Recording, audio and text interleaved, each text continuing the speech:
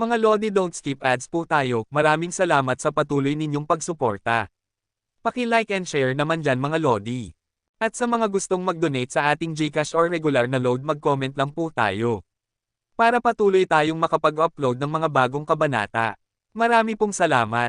Subaybayan natin ang kwento ng isang kabataang nangarap para sa kanyang mga mahal sa buhay. Mula sa pinakamahina tungo sa pinakamalakas. Alamin natin ang kwento ng kanyang buhay.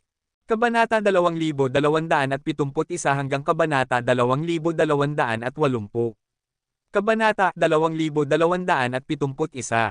Sandali lang at humupa ang pagyanig, ang basag na lupa ay napuno ng mga pugot na katawan at putol na braso, at ang nag-iisang figure ay dahan-daang lumingon.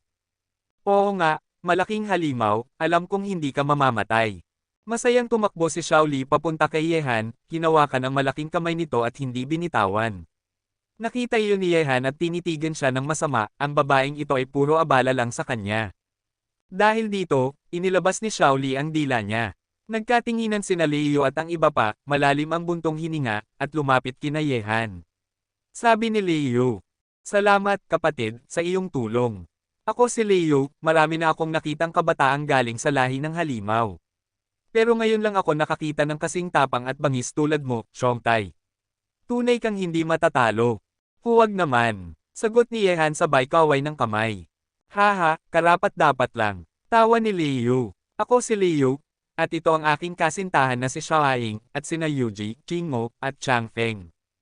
Habang ipinapakilala sila isa-isa, tumango si Yehan at nagsabi, "Hanye. Ako si Shaoli." Sabay taas ng kamay ni Shaoli. "Haha, at si Binibining Shaoli. Salamat sa tulong ninyo ngayon.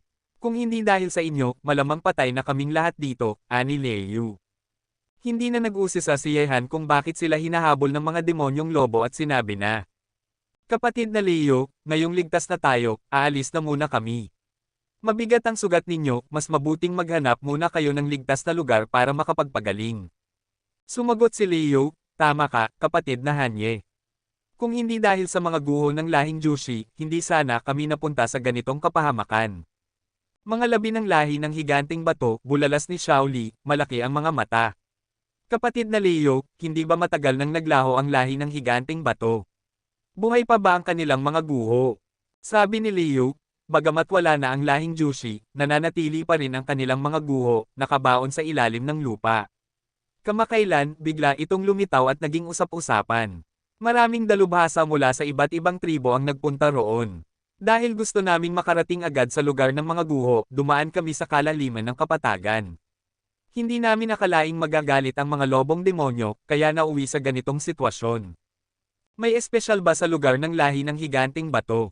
Tanong ni Yehan na may pagtataka. Inikat ni Shaoli ang mga mata at sabi, "Malaking kontrabida ka. Ni hindi mo alam ang tungkol sa lahi ng higanting bato.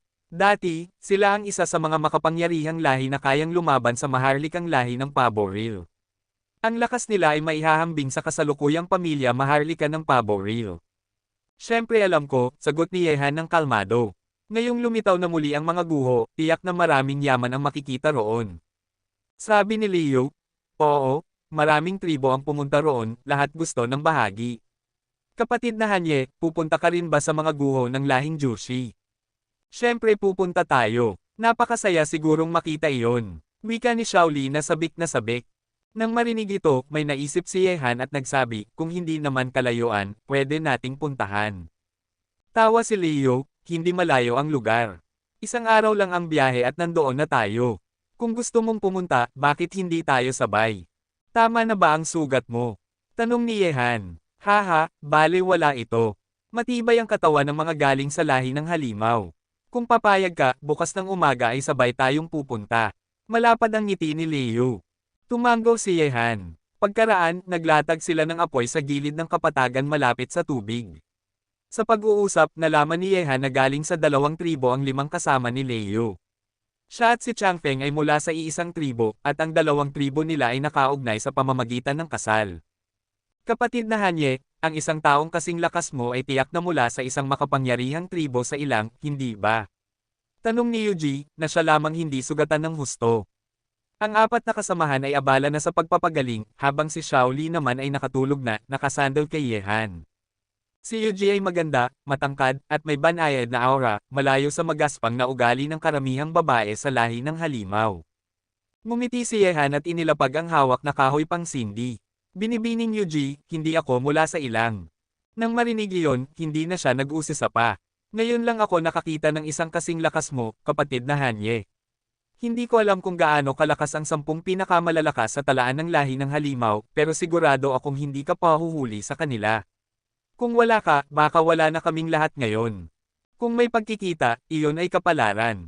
Huwag mo na masyadong isipin iyon, binibining Yuji, sagot ni Yehan na may ngiti, sabay pikit ng mga mata para magpahinga. Hindi na siya nagsalita pa, dahil kung masyadong maraming salita, baka may mawala. Mas mabuti na ang kakaunti. Kabanata 2272. Nakita ito ni Yuji at tumingin kay Yehan na puno ng kuryosidad. Ang binatang nasa harap niya ay laging nagbibigay ng mahiwagang pakiramdam, parang may tabing na nakabalot sa kanya na gusto mong tuklasin. Nagising si Nazuri, Leiyu, at iba pa mula sa kanilang pagpapagaling, at karamihan sa kanilang mga sugat ay halos gumaling na, hindi na nakakaapekto sa kanilang lakas sa labanan. Pagkatapos magayos, sa pamumuno ni Leiyu, sumama si Yehan kasama ang sabik na si Shaoli. Siya man ay naging interesado rin sa mga guho ng lahi ng higanteng bato na minsang nakalaban ng maharlikang lahi ng Paboril. Ano nga kaya ang mga kayamanang nasa kanilang mga labi? Isang araw ang lumipas at narating nila ang mga guho ng lahi ng higanteng bato. Sa daan, nakatagpo rin sila ng maraming dalubhasa mula sa lahi ng halimaw na papunta rin roon. Sa harapan nila, mula sa ilalim ng lupa ay lumitaw ang mga guho. Ang malalaking gusali, na tabunan ng alikabok sa mahabang panahon, ay muling bumangon. Ang bawat estruktura ay abot hanggang ulap, halos 1 kilometro ang taas. Ang matatandang halijing bato na naglalabas ng sinaunang enerhiya ay tila haligi ng kalangitan. Muling nasalayan ang sinaunang kaharian, naglalabas pa rin ng dating karamyan. Mahigit 1,000 milya ang lawak ng lugar, napakalawak at kamangha-mangha. Malinaw na napakalakas ng lahing ito noong sila'y nabubuhay pa. Ito ang mga guho ng lahi ng higanteng bato. Habang nakatingin sa tanawin, hindi napigilan ni Leiyu ang mamangha. Kahit wasak na, hindi mabubure ng panahon at kasaysayan ng dating karangalan ng kanilang lahi. Ito ay sinaunang kabihasnan, ngunit sa kasamaang palad, nawala na sa kasaysayan ng lahi ng halimaw. Si Yehan ay nakatanaw sa mga guho. Hindi matano ang dulo ng mga ito, iba't ibang taas ng gusali, nagkalat ang mga durog na bato. Paminsan-minsan, may nakikita silang mga nilalang na naglalakad sa loob at naririnig ang mga tunog ng laban. Kapatid na Hanye, bumaba na tayo at subukan ang ating kapalaran. Baka makakita tayo ng pagkakataon para sa atin, sabi ni Leiyu. Tumango si Yehan. Ngunit maraming dalubhasa ang narito. Kailangan nating mag-ingat. Alam ng lahat ang ibig niyang sabihin, kapag nakasalubong nila ang malupit at malakas na mga kalaban, sila rin ang mapapahamak. Kaya't bumaba sila sa mga guho. Kahit matagal nang napasok ang lugar, maaaring may nakatagong kayamanang hindi pa natutuklasan. Ang tanong, masusumpungan ba nila ito, at may sapat ba silang lakas para makuha ito? Sa lupaing tinabyunan ng alikabok sa mahabang panahon, nakahandusay ang mga rebulto ng lahi ng higanteng bato. Kilala rin sila bilang lahi ng mga bato, mga nilalang nayari sa bato, kasing tatag ng bundok at matatapang sa labanan. Bawat isa sa kanila ay parang mandirigmang bundok na halos walang kapantay sa lakas. Sinipat ni Yehan ang paligid. Nang gamitin niya ang kanyang clairvoyance, natuklasan niyang wala itong bisa sa lugar na ito. May isang puwersa na nagtatanggol sa mga guho laban sa anumang pagsilip. Kay ganda ng lugar na ito, mukhang kailangan ko talagang tuklasin ng dahan-dahan, naisip niya. Dahil walang silbi ang kanyang kapangyarihan dito, wala siyang magagawa kundi maghanap tulad ng iba. Napakalawak ng mga guho, 1,000 milya ang saklaw.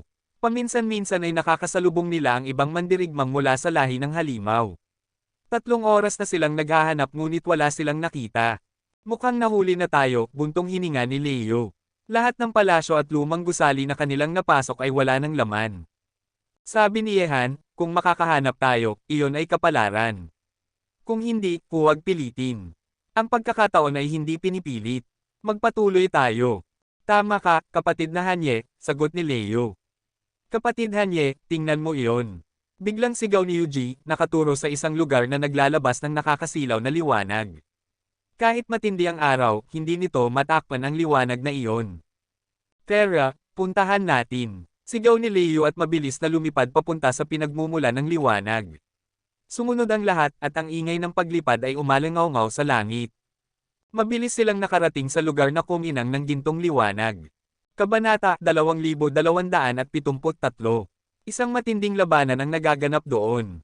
Malalakas ang magkabilang panig at mahigit 10 na ang nakikipaglaban, halos lahat ay mga henyo ng lahi ng halimaw na may pambihirang lakas.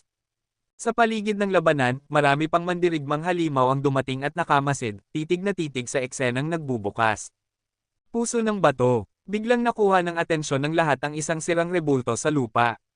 Sa dibdib nito ay nakapaloob ang isang gintong pusong tila yari sa jade.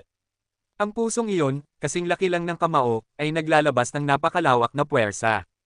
Totoo nga, ang puso ng bato. Sinasabing taglay nito ang pambihirang kapangyarihan, kapag na-absorb ang lakas nito, hindi mahirap ang tumawid sa susunod na antas. Nagningas ang mga mata ng marami at sabay-sabay silang tumingin sa pusong iyon. Sino mang manggahas kumuha ng puso ng bato, buhay niya ang kapalit.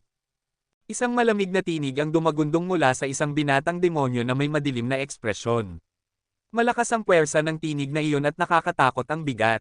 Lumayo kayong lahat. Walang sino man ang pwedeng kumuha ng puso ng bato kundi ako. Isa pang tinig na may nakakayanig na puwersa ang umalangaw-ngaw. 2 batang Panginoon ng lahi ng halimaw ang nagsalita, at agad na nakatutok ang lahat ng mata sa kanila. Si Lu Beihai at Kui Wumang. Nang makilala sila, nanlaki ang mga mata ng lahat. Alam nilang kakaiba ang dalawang ito at hindi basta-basta. Ang mga kaninang puno ng kasakiman ay biglang nanghina ang loob.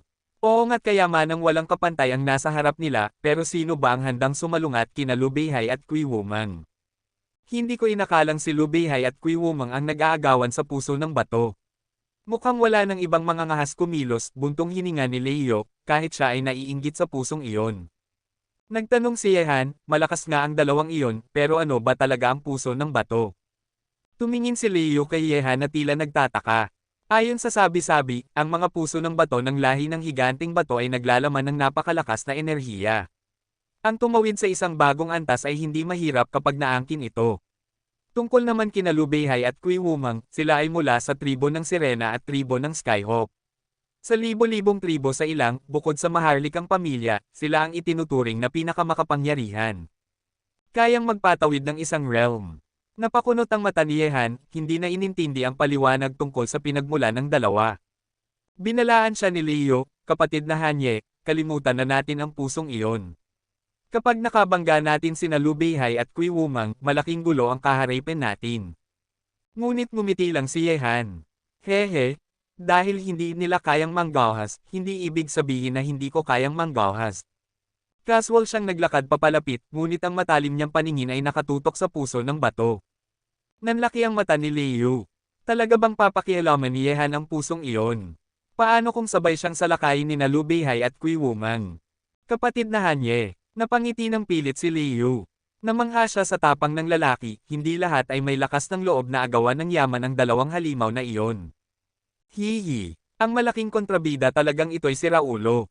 Pero sino bang Lu Beihai o Kui Wumang? Siguradong bagbog sarado sila kapag nakalaban niya. Ang magandang bagay gaya ng puso ng bato ay hindi dapat mapasakamay ng mga iyon.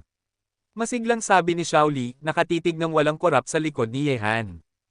Umiling si Leo. Sana tama ang sinasabi mo, kung hindi, napakalaking gulo ang mangyayari sa kilos ni kapatid na Hanye. Ang kontrabidang iyon, kung wala siyang kakayahan, bakit siya haharap ng ganoon? Kapag nakuha niya iyon, akin na lang paglaruan ang puso ng bato. Nakangiting sabi ni Shaoli, kumikislap ang mga mata. Gayunpaman, hindi napigilan ni Leo, Yuji, at Zuying ang mag-alala. Ang mga kalaban ni Yehan ngayon ay sina Lu Beihai at Kui Wumang, mga mandirigmang malapit ng sumali sa labanan ng 10,000 tribo. Ngunit isang kayamanang kayang magpatawid ng realm, kung nakaharap na, syempre ipaglalaban ito ni Yehan. Kung makakamtan niya ang lakas ng puso ng bato at makakatawid siya patungong 3 tribulasyong kataas-taasan, handa siyang sumugal. At higit sa lahat, kailangan ba talaga niyang seryosohin ang dalawang iyon? Sa sariling lakas ni Yehan, bakit siya matatakot? Hey! Seryoso ba siya? Mukhang balak niyang agawin ang puso ng bato. Nang makita ng mga mandirigmang halimaw sa paligid si Yehan na papalapit, naging kakaiba ang kanilang tingin.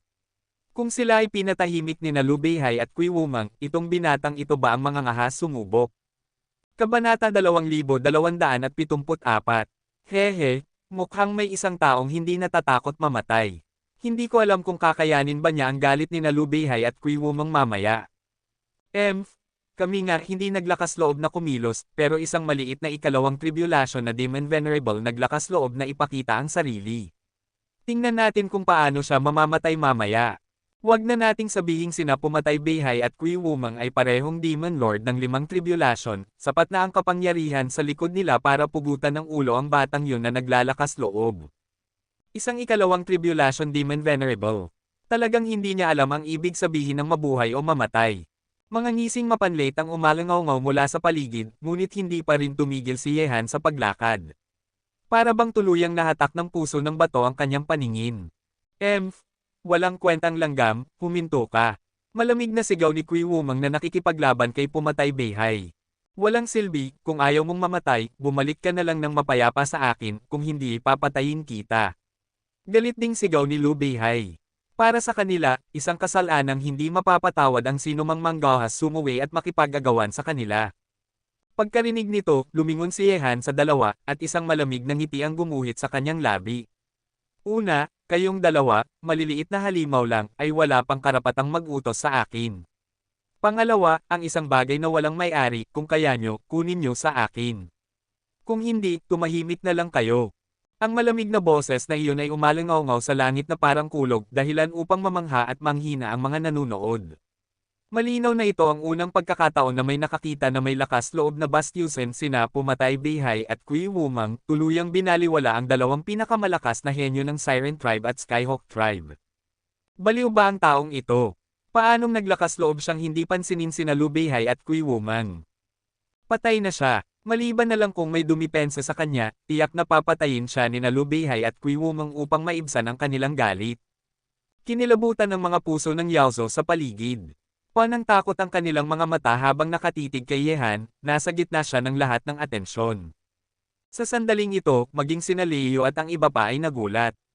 Hindi nila inasahan na ang mukhang mahinaong Yehan ay may ganitong uri ng mapang ibabaw at makapangyarihang anyo. Hehe, ang gwapo ng malaking kontrabidang ito. Bakit hindi ko napansin noon? Masiglang sambit ni Shaoli, sabik na sabik sa posibleng laban ni na Yehan laban kina Liu Beihai at Kui Wumang. Sana lahat ng ito ay nasa kontrol ni kapatid na Hanye, napailing si Leo at nagkatitigan silang lahat na tila walang magawa. Biglang, sumambulat ang alon ng killing intent mula kina Liu Beihai at Kui Wumang. Si Yehan, ang misteryosong kabataang ito na biglang lumitaw, ay nagpasiklab ng pinakanakakatakot na pagnanais nilang pumatay. Nangako sila, si Yehan ay dapat patayin sa pinakabrutal na paraan. Ikaw, kamatayan ng kapalit. Sa oras na iyon, parehong huminto sina Liu Beihai at Kui Wumang na para bang may tahimik na kasunduan. Tumigil din sa paglalaban ang kanilang mga kasama, at sabay-sabay nilang itinuon ang malamig at nakamamatay na tingin kay Yehan, na para bang gustong lumunin siya ng buo. Ngunit sa mismong sandali ng pagtigil nila, si Yehan na naglalakad ay bigla na lang kumilos. Ang kanyang katawan ay parang hangin, ang kilos ay parang kidlat, napakabilis.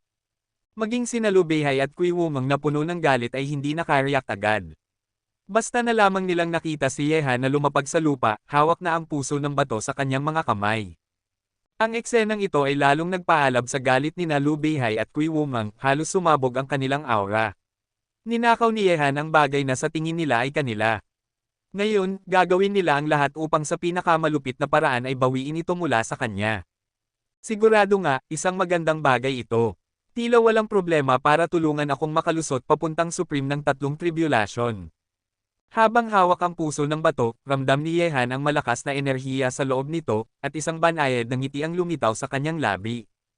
Ibigay mo yan. Biglang umaban si Kui Wumang na balot ng malamig na aura, at nakatingin kay Yehan na parang tutunawin siya sa tindi ng kanyang killing intent. Iabot mo, at papatayin ko si Beihai ngayon at iiwan kong buo ang katawan mo. Mabagsik na sigaw ni Liu Beihai habang siya man ay umaban pa ng galit at malamig na tingin. Sa tanang buhay nila, ito ang unang pagkakataon na sila ay binastos at binaliwala ng isang ikalawang tribulation na Demon Venerable. Ngunit sa oras na iyon, isang liwanag ang kumislap sa kamay ni Yehan, at ipinasok niya ang gintong puso ng bato sa kanyang sumiring.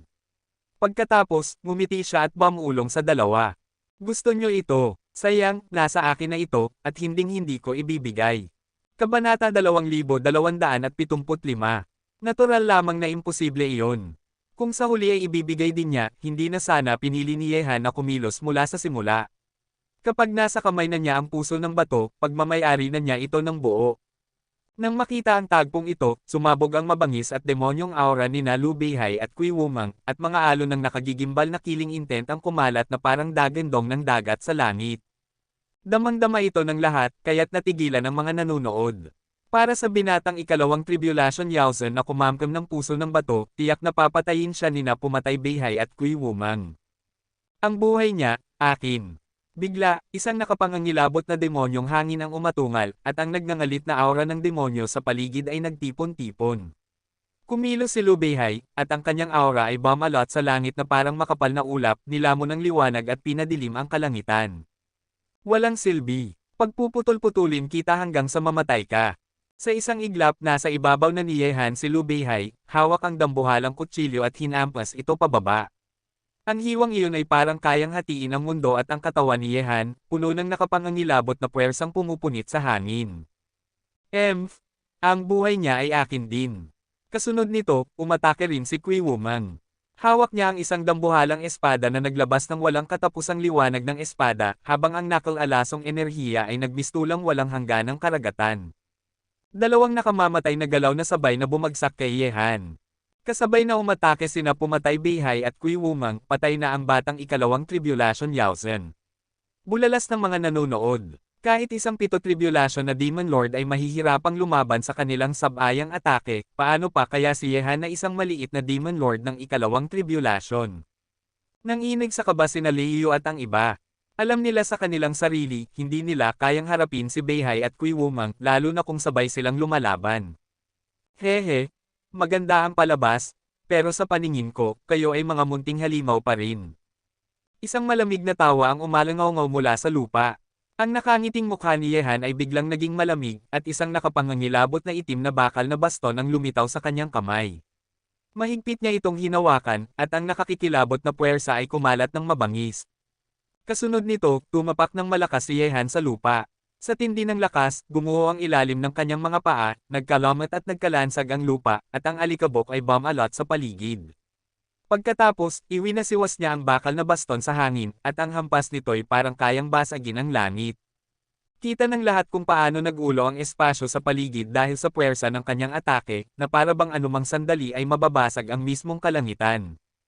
Walang silbing langgam. Ipakikita ko sa iyo kung paano magkalasog ang utak mo.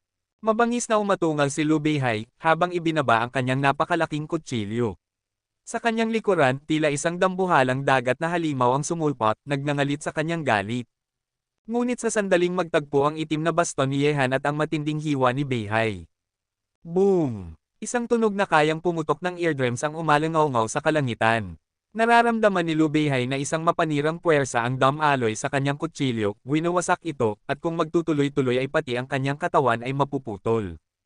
Fat! Ang di mapigil ang puwersa ay tumama kay Lu Beihai, at para bang mababasag ang kanyang mga ugat at laman. Isang bagzo ng dugo ang sumabog mula sa kanyang bibig, at ang kanyang katawan ay tumilapon palayo na parang saranggolang naputulan ng tali. Hindi maganda. Laking gulat ni Kui Wumang. Kung si pumatay Beihai man ay hindi nakatagal sa isang hampas ni Yehan, paano pa siya? Ngunit bago pa siya makabawi, umatake ulit si Yehan. Ang kanyang baston ay muling bumagsak na parang rumaragas ang alon sa dagat, ngayon naman ay nakatutok kay Kui Wumang na pabagsak ang dambuhalang espada. Umatras. Ang salitang ito ay kusang pumasok sa isip ni Kui Wumang. Nagbago ang kanyang ekspresyon, at bigla niyang pinigil ang liwanag ng espada. Mula sa biglaang paglusob, napilitan siyang umatras. Sa harap ng nakamamatay na baston ni Yehan, ang taong nanumpang papatayin siya, si Kui Wumang, ay piniling umurong. Kabanata 2276. Ang tagpong ito ay naganap sa isang iglap, napakabilis na kahit ang mga miyembro ng angkan ng halimaw sa nakapaligid na kawalan ay hindi pa nakakariyak. Nang makita nila si Lu Beihai na bumubulwak ng dugo habang lumilipad paatras, ang mga mata ng langit at lupa ay napuno ng matinding takot at pagkagulat. Wala ni isa sa kanila ang nakaisip na ang makapangyarihang Kill Beihai ay hindi pala kayang tumagal ng isang palo ng binatang iyon. Sa sandaling ito, kahit ang makapangyarihang si Kui Wumang ay napilitan na lamang tumakbo para iligtas ang sariling buhay. Paanong posible ito? Ang nakakatakot na kaisipang ito ay dumaan sa isipan ng lahat. Ang kanilang mga mata ay puno ng pagkabigla, paano ang isang maliit na Panginoon ng demonyo ng ikalawang tribulation ay nagawang talunin si Beihai, isang Panginoon ng demonyo ng ikalimang tribulation. Kahit si Kui Wumang ay wala nang nagawa kundi ang tumakas. Sa mga sandaling ito, maging sina Leo at ang iba pa ay tulala. Ang lakas ni Yehan ay higit na nakakatakot kaysa noong una nila itong nakita sa kapatagan. Ang kanyang figure ay tila isang alamat ng kawalan ng talo. Ito ba ang tinatawag ninyong kumpiyansa, ang tinatawag ninyong lakas? Karapat-dapat ba talaga kayong magkaroon ng Stoneheart? Ang katawan ni Yehan ay tila naging isang nakakatakot na demonyong unggoy, at ang kanyang mabagsik na baston ay muling bumagsak patungo kay Kui Wumang. Ngayon na nagsimula na siya, nais ni Yehan na lubos na durugan ang 2 taong ito na mayabang at nagmamalaki. At mula nang mapasa kamay niya ang Stoneheart, wala nang sino man ang maaaring bawiin ito. Isang nakakatakot na anino ng baston ang bumagsak mula sa langit. Si Kui Wumang, na puno ng takot, ay umatras ng mabilis, ngunit ang palo ni Yehan ay mas mabilis at mas mabagsik. Kui Wumang, ako ba'y langgam lang? Nakikita mo pa rin ba ako bilang walang silbi? Sa isang iglap bumagsak ang baston ni Yehan ng buong lakas sa higanting espada ni Kui Wumang. Isang malakas na dagandong ang umalangaw-ngaw, ang espada ay lumipad palayo mula sa kanyang kamay, at ang kanyang katawan ay tila tinamaan ng isang bundok na mataas ng 100 talampakan. Bumagsak siya ng malakas sa lupa. Pagdampi ng kanyang katawan sa lupa, ito'y umuga at nagdulot ng pagbagsak ng lupa sa loob ng 100 metro, para bang lumindol ng matindi. Mula sa simula hanggang ngayon, ilang segundo lamang ang lumipas. Sa loob ng maikling sandaling iyon, ang 2 dakilang Panginoon ng demonyo ng ikalimang tribulation, sina Liu Beihai at Kui Wumang, ay pinabagsak ni Yehan, isang binata lamang ng ikalawang tribulation. Ang lahat ng nakakita sa tagpong ito ay napuno ng sukdulang pagkagulat. Sa kawalan, si Liu Beihai ay naitulak ng libu-libong metro palayo, duguan at halos hindi makatayo, habang si Kui Wumang naman ay nakahandusay sa gibagib ang lupa, sugatan at hirap na bumangon. Ang 2 Panginoon ay nagsanib puwersa ngunit parehong natalo kay Yehan. Ang ganitong pagtatapos, maliban kay Shaoli na walang inaalala, ay walang nakaisip na posible. Ang lahat ay naniniwalang mapapatay agad si Yehan ni Beihai at Kui Wumang. Ngunit ang tiyak na wakas na iyon ay biglang nagkaroon ng napakalaking pagbabaligtad, lagpas sa lahat ng inaasahan. Alam kong hindi ako bibiguin ng masamang taong iyon, ayos na ayos. Masayang kumaway si Shaoli, at ang kanyang mukha ay puno ng tuwa na para bang siya mismo ang nakatalo kina Liu Beihai at Kui Wumang.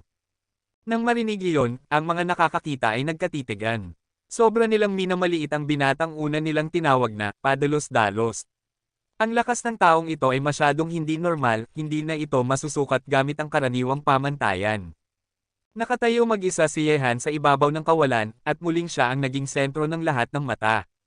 Ngunit ngayon, ang mga titig na nakatuon sa kanya ay puno na ng paghanga at takot. Sa angkan ng halimaw, ang pinakamahalaga ay lakas.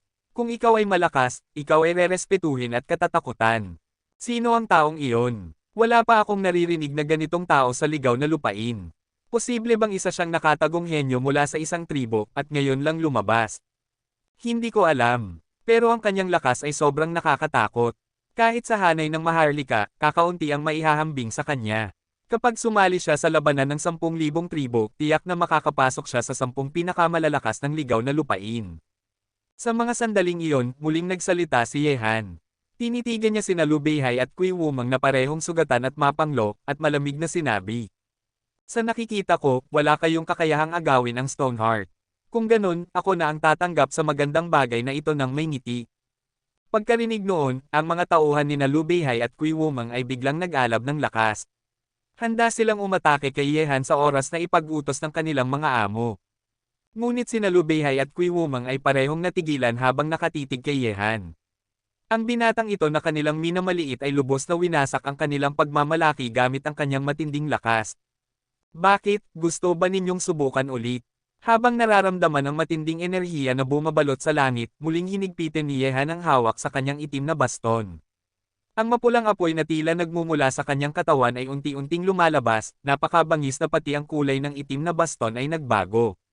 Nang makita nila ang mabagsik na kapangyarihan na nagmumula kay Yehan, parehong napatitig ng matindi sina Liu Beihai at Kui Wumang, at muling nakaramdam ng sindak. Ito ay, ang kapangyarihan ng isang demonyo. Kabanata 2277. Nagbago ang mga mata ng langit at lupa sa sandaling iyon, lahat ay nagulat. Ang binata ay nagtataglay pala ng ganoong kapangyarihan. Kung ginamit niya agad ang nakakatakot na lakas na iyon laban kina Liu Beihai at Kui Wumang, malamang hindi lamang sila mabibigyang pinsala kundi tuluyang mapapatay. Sino ka ba talaga? Biglang tumitig si Liu Beihai kay Yehan nang may matinding tingin. Hindi pa sila kailanman nakakita ng henyo na may kapangyarihan ng demonyo.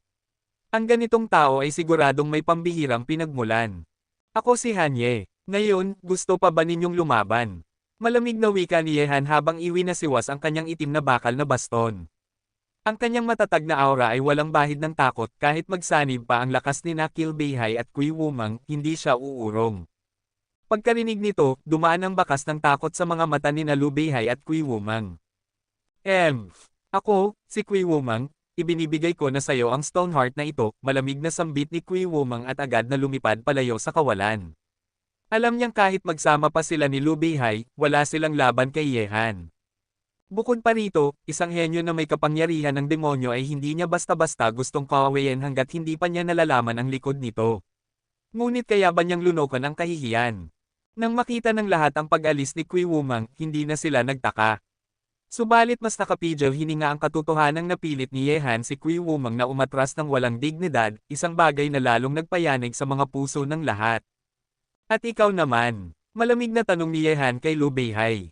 Sa pagkakataong ito, aaminin kong talo ako. Hanye, hindi kita malilimutan. Umalis na tayo. Malamig na tugon ni Liu Beihai bago rin tuluyang umalis.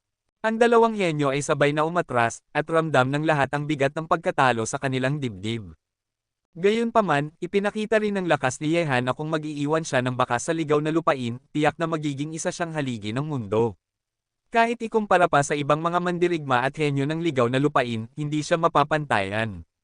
Matapos ang lahat, lumapit sina Leo at ang iba pa kay Yehan. Sa puntong ito, pakiramdam nila ay kailangan na nilang muling suriin kung sino talaga si Yehan. Pero na, ang malalaking buho ng angkan ng higanteng bato ay hindi lang basta may Stoneheart. Baka may mas magagandang bagay pang naghihintay sa atin. Sabi ni Yehan. Tumanggaw sina Leo at sabay-sabay silang umalis. Kanino kaya nagmula ang taong iyon? Kung sasali siya sa labanan ng 10,000 tribo, tiyak na magiging pinakamatingkad na itim na kabayo. Sa lakas niya, garantisadong nakalaan sa kanya ang pwesto sa 10 pinakamalakas ng ligaw na lupain. Pero ngayong may ganitong klaseng halimaw sa mga guho ng angkan ng bato, kapag natagpuan ang kayamanan, mahihirapan ang ibang henyo ng angkan ng halimaw na makipagkompetensya sa kanya. Habang pinagmamasdan ng papalayong likuran ni Yehan, nagpatuloy ang maiingay na bulungan sa lugar ng labanan. Hanye, hindi ko palalampasan ito. Hindi man kita kaya, hindi ako naniniwala na walang ibang henyo sa mga guho ng higanting bato na makakapidyo sayo. Sa kalangitan, malamlam ang mga mata ni Kui Wumang habang nakatitig sa direksyon ng pag-alis ni Yehan. Alam niyang hindi niya kayang labanan si Yehan ng mag-isa. Pero sa mga guho ng angkan ng bato, maraming henyo na mas malakas pa kaysa sa kanya. Nabigo siya sa harap ng ibang mga kasamahan sa angkan ng halimaw, kaya't hindi niya iyon basta-basta palalampasan. Ngunit hindi rin siya mangmang, hanggat hindi pa niya alam ang pinagmulan ni Yehan, hindi siya gagawa ng padalos-dalos na hakbang. Sa likod ng isang henyo na may kapangyarihan ng demonyo, malamang may nakatagong nakakatakot na puwersa. Samantala, habang naglalakad si Yehan sa loob ng guho ng angkan ng higanting bato, alam niyang may malaking pakinabang na siya. Ang Stoneheart na ito lamang ay sapat na para maitulak siya tungo sa pinakamataas na estado ng ikatlong tribulasyon. Kaya't nagpasya siya, pagkatapos nilang umalis sa guho, sisimulan niyang lubos na sipsipin ang lakas nito upang makamit ang bagong antas. Para kay Yehan, napakabihirang pagkakataon ito. Kung makakakuha pa siya ng ilang Stonehearts dito, tiyak na dadobol ang kanyang antas ng pagsasanay. Kuya Hanye, natalo mo mag-isa ang dalawang henyo ng angkan ng halimaw, sina Liu Beihai at Kui Wumang. Ako, si Leo, ay lubos na humahanga sa iyo. Ani Leo na ang mga matay puno ng paghanga. Ang lakas ni Yehan ay para bang nakatingin sila sa isang bundok na hindi kayang abutin.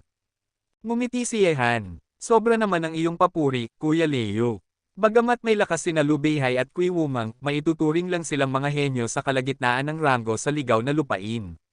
Kaya ang pagkatalo nila, hindi na dapat pag-usapan pa. Bagaman totoo ang sinabi ni Yehan, lalo lamang nitong pinaramdam kina Leo at sa iba pa ang napakalaking agwat nila kay Yehan. Dahil para sa kanila, sina Liu Beihai at Kui Wumang ay mga halimaw na kailangan nilang lingunin pataas, ngunit para kay Yehan, wala silang halaga. Masamang tao, ibigay mo sa akin ang stone heart mo. Biglang inunat ni Xiaoli ang kanyang kamay kay Yehan, at nakatitig sa kanya ng buong kislap ng kanyang malalaking mata. Pagkarinig nito, hindi napigil ang mainggit sina Leo at ang iba. Ang stone heart na nakuha ni Yehan ay isang kayamanang makakatulong upang makatawid sa isang bagong antas ng kapangyarihan. Kabanata 2278. Hindi na pinansin ni Yehan ang batang babae. Sa napakalaking dami ng tao, hindi ba niya alam na ang yaman niya ay hindi agad malalaman ng iba?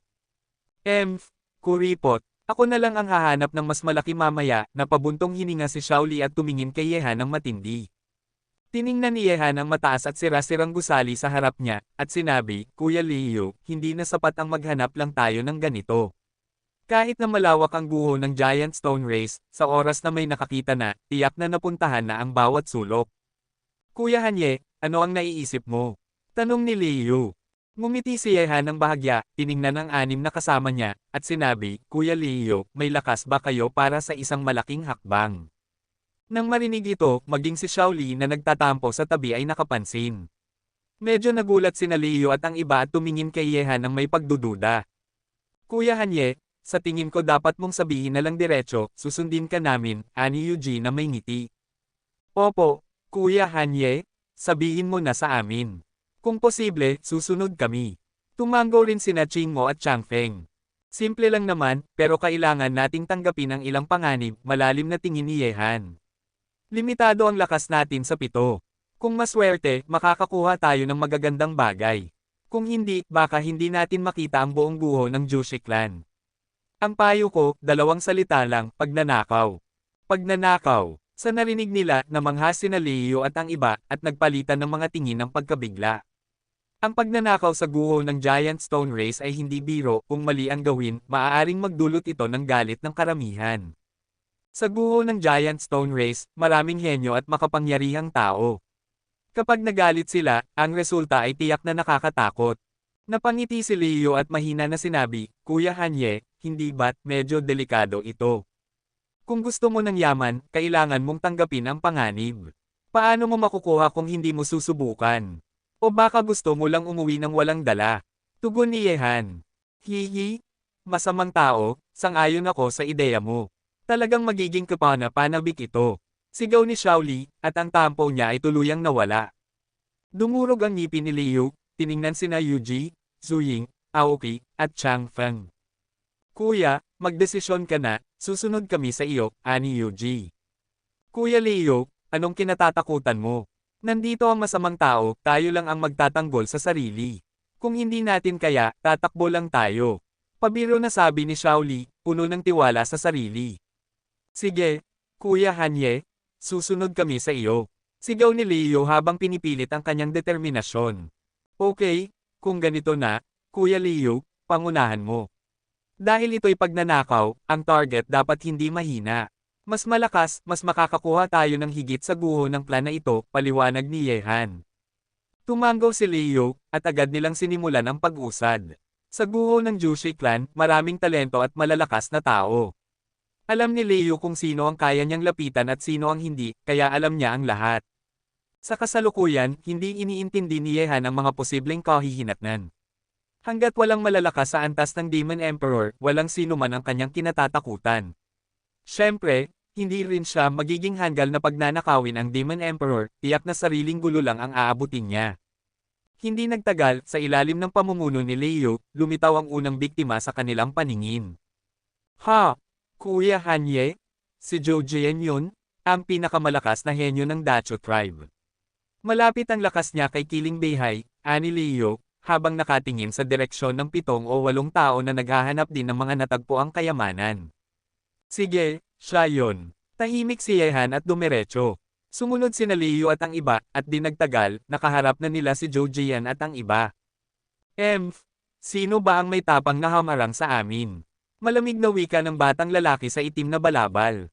Hoy, magnanakaw! Ngumiti si Yehan, at bigla, ang hininga ng pito nilang grupo ay bumalot sa Jojian at sa iba pang kasapi ng Great Autumn Tribe. Kabanata 2279. Magnanakaw. Tumingin ang batang lalaki sa itim na balabal kay Yehan na nakangiti. Nang marinig ito, medyo nagulat siya, at pagkatapos ay tumawa ng malakas. Hindi niyo ba ako tatanungin kung sino ako? Sa inyong mga maliit na halimaw, akala niyo ba matagal kayong mabubuhay? Kasabay nito, narinig ang malakas na tawanan mula sa mga tao sa likod ni Jojian. Nang tumingin sila kay Yehan at sa kanyang grupo, na puno ng nakakatakot na aura, mapuno ng pangungutya ang kanilang mga mata. Ngunit hindi nakapagtataka. Sa grupo ni Yehan, si Leo ang pinakamalakas sa antas ng realm, nasa antas ng 4 na Tribulation Yaozen na. Si Yehan ay isang Demon Lord ng ikalawang Tribulation pa lamang, at si Xiao Li ay mas mababa pa. Sa kabilang banda, si Jojian at ang iba ay mas malakas kaysa kay Yehan at sa 7 kasama niya, parehong sa bilang at antas ng realm. Ang mga tanga ay walang silbi, pero sana matuto kayong tumawa sa bandang huli. Mahinang sabi ni Yehan. Narinig ito, at ang tawanan ni Jojian ay bumagsak sa paligid. Napatingin siya sa kanyang matalim na kilay at sabi, mapangahas na maliit na halimaw, patayin ninyo sila para sa akin. Pagkatapos nito, nakita niya ang mga master ng Monster Clan sa likod niya na sumugod kay Yehan at sa iba. Sa isang iglap na puno ang kalangitan ng malakas na aura. Hindi na kailangang magsalita si Yehan. Nang kumilos ang mga master sa likod ni Jojian, kumilos din sina Leo at ang iba. Ngunit si Xiao Li, na may hawak na gintong pamalo at handang sumugod, ay hinatak pabalik ni Yehan. Hindi ito para sa iyo, manatili ka dito. Pagkatapos sabihin ito, sa galit na tingin ni Xiao Li, dumiretso si Yehan. Sa harap niya, 3 master ng Monster Race ang sabay-sabay sumugod. Ang malawak na atake ay parang binabagsak si Yehan na parang isang langgam na maaaring trample in anumang oras. Lumabas. Agad na nilaipad ni Yehan ang itim na pamalo sa kanyang kamay. Sa bawat palo, dumaan ang itim na liwanag sa kalawakan, parang itim na buwan, at tinamaan ang 3 master ng monster tulad ng kidlat. Sa isang iglap, ang 3 Monster Masters na sumugod kay Yehan ay pakiramdam na parang mabigat na tama ang kanilang natanggap. Sa galit na palo ni Yehan, yumuko ang katawan ng 3, dumura ng dugo, at sunod-sunod na bumagsak pabalik. Napansin ni Jojian, na nakatuon sa labanan kay Leo at sa iba, ang eksenang ito. Napaliit ang kanyang mga mata. Ang 3 Demon Clans na sumugod kay Yehan ay mga Demon Masters ng 4 na Tribulation, at natalo sila ng ganoon kadali. Si Yehan, Demon Lord ng ikalawang Tribulation, natalo sila. Hindi nakapagtataka na mapangahas ka. Ako, si Jojian, haharapin kita ngayon. Biglang gumalaw si Jojian, bumilis parang itim na kidlat. Umiihip ang hangin, bumulong ang kulog, at sabay na tinulak ang parehong kamao pababa kay Yehan. Ang nakuha mo mula sa guho ng Jushi Clan, ibigay mo na sa akin.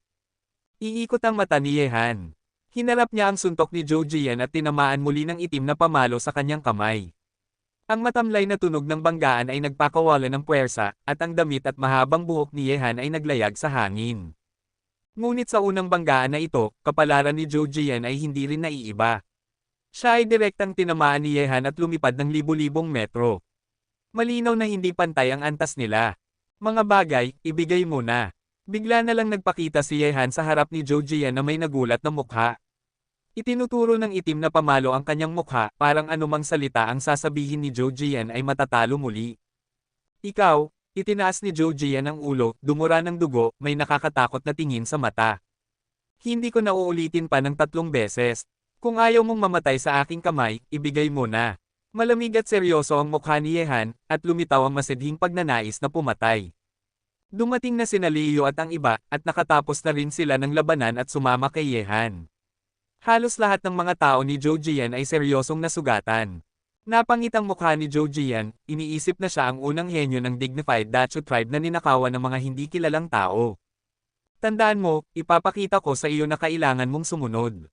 Ang mga bagay ni Jojian ay hindi basta-basta makukuha, sabi ni Jojian sa seryosong mukha, at pagkatapos, bawat isa sa kanyang mga gamit ay na-teleport palabas at nakasabit sa harap ni Yehan at ng iba. Talaga namang marami siyang nakuha, kabilang ang isang piraso ng top-notch Sky Demon Bone. Hoy, lahat ba yan? Hindi mo itatago, di ba? Tanong ni Xiaoli kay Zhou Jian. Tahimik si Zhou Jian at namula ang mukha. Ilagay na lang natin at magpatuloy tayo sa susunod na clan, sabi ni Ye Han, tandaan mo, ako ang nakatalo sa iyo, Han Ye. Pagkatapos nito, nagpatuloy si Ye Han sa pag-usad kasama sina Leo at ang iba. Kabanata 2280. Han Ye, tatandaan kita, nagngingit-ngit sa galit si Zhou Jian habang nakatingin sa likuran ni Ye Han. Ito ang unang pagkakataon sa kanyang buhay na naranasan niyang nakawan. Dumaan ang oras, at sa sumunod na 3 araw, nagpatuloy si Ye Han at ang kanyang grupo sa kanilang mga pagnanakaw. Wala ni isang target na nakaligtas sa kanila. Pagkatapos ng 3 araw na iyon, nakakuha sila ng napakalaking yaman. Kasama sa kanilang nakuha, muling nakuha ni Ye Han ang isang stone heart. Siyempre, pagkatapos ng pantay-pantay na distribusyon, nakakuha rin ng malaking benepisyo sina Leo at ang iba. Ngunit dahil sa walang prinsipyong pamumuno ni Ye Han sa mga nakawan sa Josh Izuroans, sa loob ng 3 araw, kumalat na ang pangalan ng kanilang grupo sa buong Josh Izuroans. Halos wala nang nakakaalam na hindi nila ito kilala. Ngayon, ang ilang mahihina ay lihim na nananalangin na huwag silang matagpuan ni Ye Han at ng kanyang grupo ng mga magnanakaw. Sa 3 araw na iyon, nagnakaw sila ng 12-dosenang grupo, at halos bawat isa ay kilalang tao.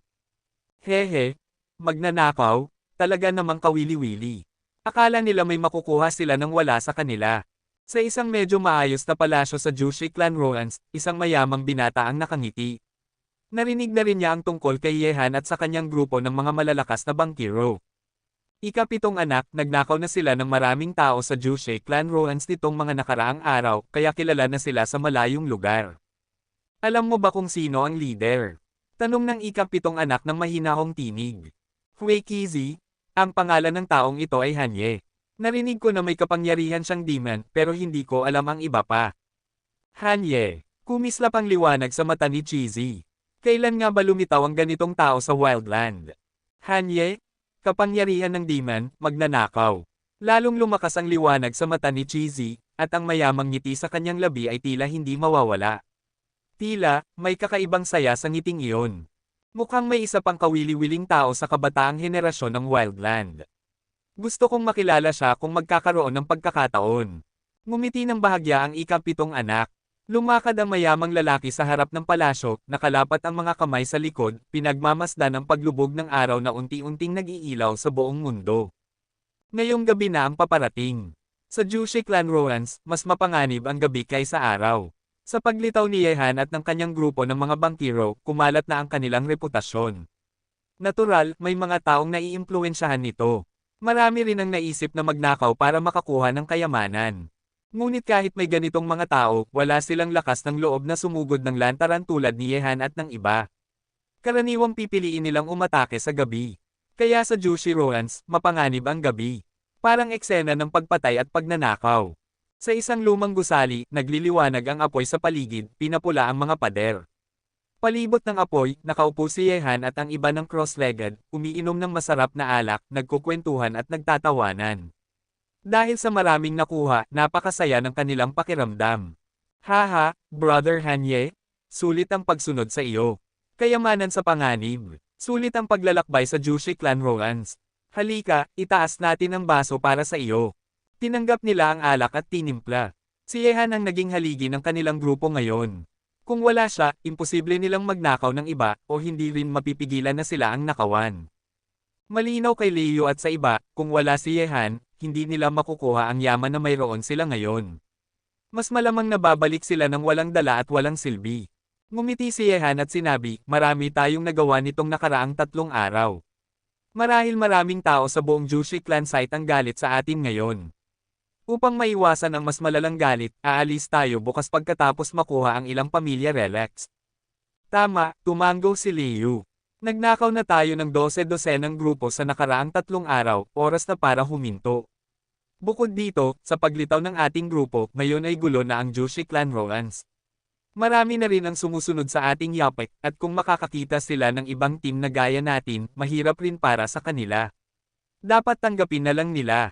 Sinabi ni Ye Han, ako ang magbabantay ngayong gabi, magpahinga kayo, at aalis tayo bukas sa Megalithic Clan Ruins. Sumilip ang araw sa silangan, dahan-daang nag-iilaw sa buong mundo. Sa loob ng lumang gusali, naglakbay muli si Ye Han at ang iba. Ngayon, kilala na ang kanilang grupo, at maraming hindi malalakas na team ang maingat sa kanilang mga kilos, takot na matagpuan si Yehan at ang kanyang mga malalakas na bangkiro. Kaya, kung gusto nilang maghanap ng target at magsagawa ng krimen, muli, hindi na kasing taas ng posibilidad gaya noong simula.